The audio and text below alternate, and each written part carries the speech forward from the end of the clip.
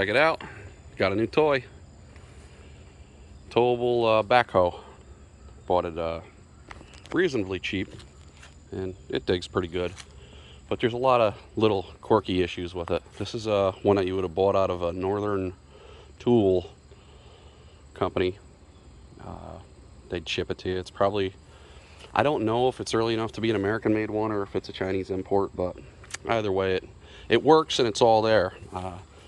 Center pins are good and tight, bottom pins are good and tight, but you can tell there's a lot of stuff I got to straighten out. You know, someone put a hydraulic ram on it, it's the wrong size, so I don't know if I'm just going to cut this end off, cut this port off, and shorten it, or what I'm going to do. But I'm definitely going to have to build bushings for it, because this is a 3/4 shaft, and the inside on this, I believe, is 1 inch. So, you know, there's a lot of quirky things that need to be straightened up and fixed about it, but I bought it right. I hook it up to my quad, right? Bend the tank in, bust the air filter off, just trying to get it in to the yard to try it out. So another issue with it, this pump is leaking pretty good.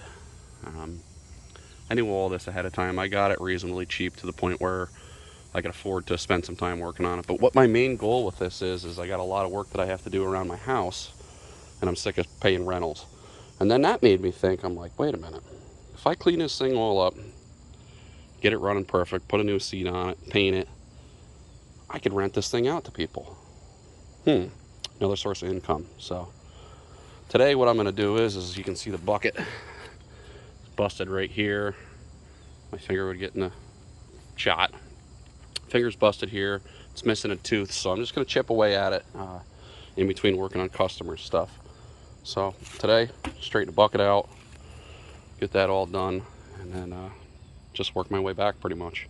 I'll probably wind up putting a new motor on it. The thing runs great, but you know, for 150 bucks at Harbor Freight, you can put a brand new one on it. Like that hydraulic ram right there is leaking a little bit. You know, just normal stuff that needs to be done to a machine that no one really gave a shit about. So I'll get it all cleaned up and painted and working, and use it for what I got to use it for, and then do some rentals. So here's an introduction. Hopefully you guys think it's neat. I think it ought to make a good series of videos for everybody to see. And you know, it's got good bones. That's why I got it. And like I said, I got it cheap. These things normally sell for like $3,500 to $5,000 new, and I'm into it for, I don't know, just a little over $1,000. So I think that's a reasonable start. And not to mention, in my area, you cannot find these.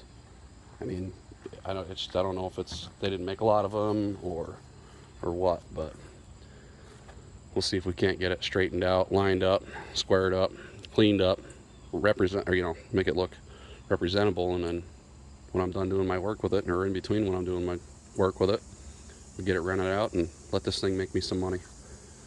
So I suppose that'll be it for today, and then I'll start making videos on fixing the bucket and everything else. But I figured I'd just do an introduction so you guys could see what the thing started out looking like. Pretty rough, but the bones, the bones are there. It's got good bones. All right, cool. Hope you guys like it.